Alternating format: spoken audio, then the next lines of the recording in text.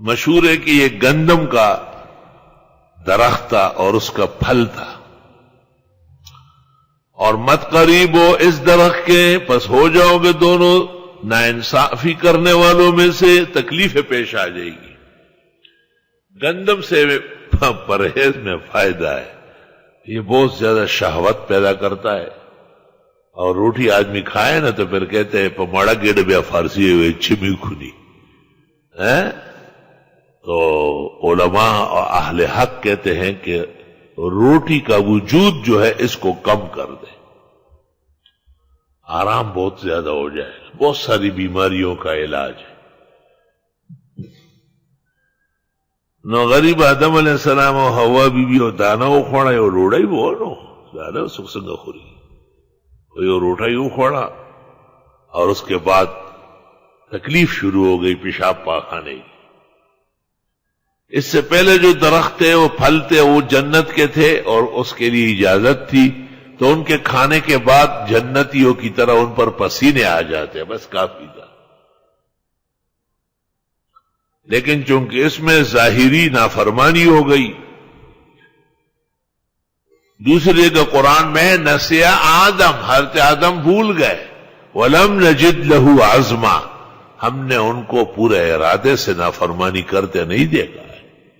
اور نسیان پر کوئی عتاب نہیں ہے۔ قَالَ رَبَّنَا ظَلَمْنَا أَنفُسَنَا، دونوں نے کہا پروردگار زیادتی کی ہم نے اپنے ساتھ، وَإِن لَّمْ تَغْفِرْ لَنَا، اور اگر آپ معاف نہ کریں ہمیں، وَتَرْحَمْنَا، رحم نہ کریں، لَنَكُونَنَّ مِنَ الْخَاسِرِينَ، تو ہم ہو جائیں گے زیادہ نقصان میں۔ قَالَ اهْبِطُوا بَعْضُكُمْ لِبَعْضٍ عَدُوٌّ، حق تعالیٰ نے کہا نکلو، بعض تمہارے بعض کے دشمن ہوں گے، دنیا تو اس طرح جگہ ہے، دری دنیا کسے بے غم نہ باشد، اگر باشد بنی آدم نہ باشد، یہاں تو آ کے رنگ رلیوں میں آدمی پٹتا جاتا ہے۔ ہاں ویلو یا خدای چه پیدا پا جہان نوے، او چه پیدا وینو بیا نفس و شیطان نوے،